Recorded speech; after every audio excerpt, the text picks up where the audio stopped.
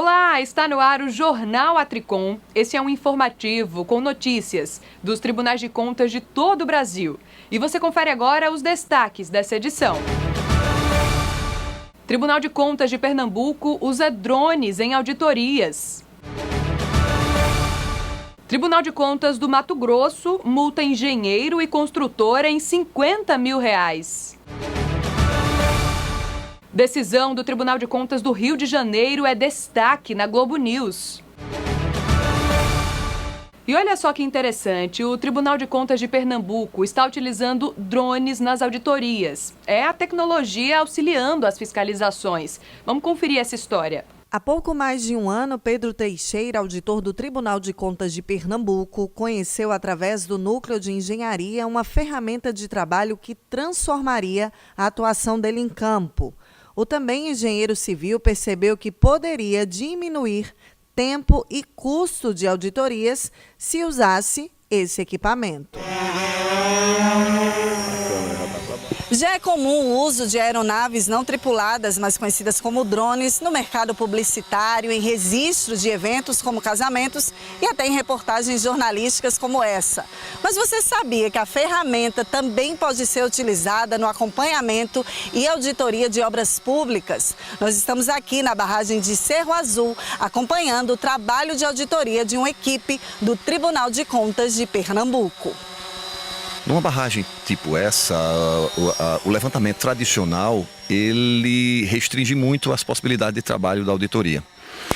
Com a utilização da ferramenta do drone, isso aumenta as possibilidades da auditoria. A gente consegue medir coisas aqui em campo que antes nós não conseguíamos. Por intermédio da câmera instalada no equipamento, são captadas imagens aéreas para realizar levantamentos de diversas áreas, como lixões, barragens, perímetro de edificações, extensão de trechos de estradas e qualquer outra inspeção visual, com cálculos precisos de áreas, volumes e comprimentos.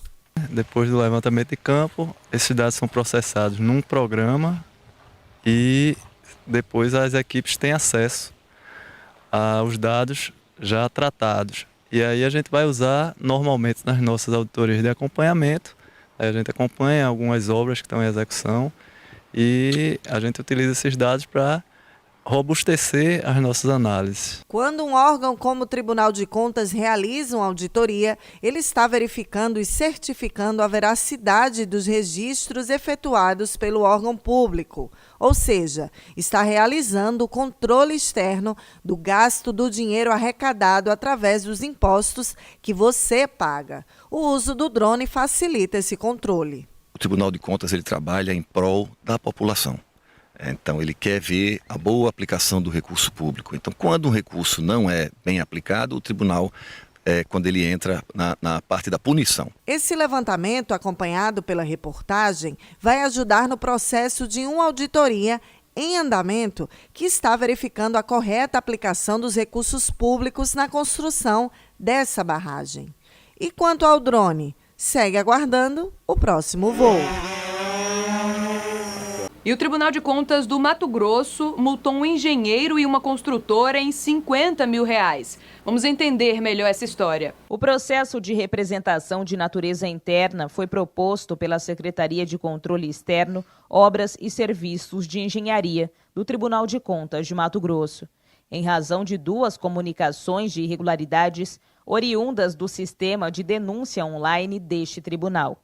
Foram analisadas supostas irregularidades constatadas na tomada de preços número 10 de 2016 e na execução do contrato número 124 de 2016, celebrado entre o município de Novo São Joaquim e a construtora Amil Limitada, cujo objetivo era a manutenção e a conservação da rodovia MT-110. A equipe técnica do TCE constatou a existência de 8 irregularidades, entre elas o pagamento de parcelas contratuais e outras despesas sem a regular liquidação, além da constatação de especificações desnecessárias no certame.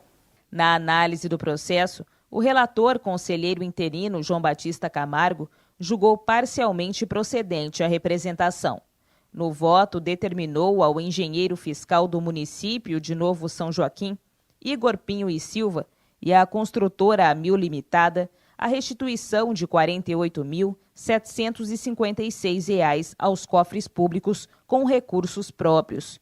Os responsáveis foram penalizados com a aplicação de multas. Com a aplicação de multa proporcional a esse dano, um montante de 10%, né, sobre o mencionado valor, aos responsáveis pelas ações explicitadas na íntegra do voto. As multas regimentais e as determinações encontram-se descritas na íntegra do voto também. O Pleno ainda determinou que seja encaminhada a cópia dos autos ao Ministério Público Estadual, à Secretaria Estadual de Meio Ambiente e ao Instituto Brasileiro do Meio Ambiente e dos Recursos Naturais Renováveis, para a apuração de possível crime ambiental praticado pela construtora Amil Limitada. E você vai ver agora a decisão do Tribunal de Contas do Rio de Janeiro, que foi destaque na Globo News. Olha só.